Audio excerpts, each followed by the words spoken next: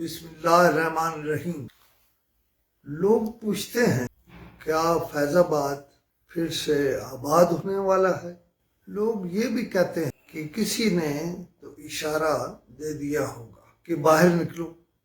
لوگ شرطیں لگا رہے ہیں کہ ہو نہ ہو کسی کی سرپرستی تو ہے۔ کچھ 22 کے ہندسے کو اہم قرار دے رہے ہیں، کچھ اس طرف اشارہ کر رہے ہیں کہ جب تک DGISI کا نوٹیفیکیشن نہیں ہوگا بات بڑھتی رہے گی۔ بیوروکریسی پہلے ہی اس طاق میں ہے کہ دھڑن تختہ ہو۔ اسلام آباد میں حالات اتنے خراب نہیں تھے جتنے اسلام آباد کی پولیس نے خود کنٹینرز کھڑے کر کے کر دیے ہیں۔ مہنگائی میں تو لوگ زندہ تھے، بلکہ شدید مہنگائی میں تو لوگ زندہ تھے۔ اب راولپنڈی اسلام آباد کی پولیس لوگوں کے کام کاج روک کر انہیں مار دے گی۔ بعض لوگوں کا خیال شاید اسمبلیاں توڑ کر نگران حکومت کی طرف جاتا ہے۔ بعض کا خیال ہے کہ کسی تحریک کے لیے لاشیں چاہیے ہوتی ہیں جو لاہور میں مل گئی ہیں۔ شاید یہ بگننگ آف دی اینڈ ہے۔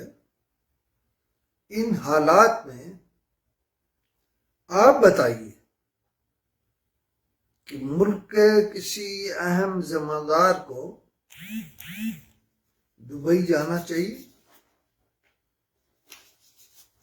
اب آپ جو دبئی جانے والے ہیں یہ تاثر دے رہے ہیں کہ خلی بلی ہمیں لوگوں کی فکر نہیں ہے۔ سنجیدہ باتوں کو جب آپ غیر سنجیدہ جواب دیں گے یا جواب آئے گا تو لوگ مزید چڑھ جائیں گے۔ مسخروں والے بیانات دیے جا رہے ہیں کہ 90 لاکھ بیرون ملک پاکستانیوں کو فائدہ ہوگا اور 22 کروڑ پاکستانی تباہ برباد ہو جائیں گے۔ دوسرا مطلب یہی ہے، بلکہ ان کا اللہ حافظ ہے۔ بہرحال شیخ رشید کا ٹاسک سب سے مشکل ہے۔ اذان دینے والوں کو بھی پکڑا جا رہا ہے۔ مسئلہ یہ ہے کہ جو نظر آ رہا ہے وہ ہے نہیں۔ راوی ہراس ہو چکا، لیکن اس کے نتیجے میں قربانیاں دی جا رہی ہیں۔ پھٹے پیٹ لوگوں کو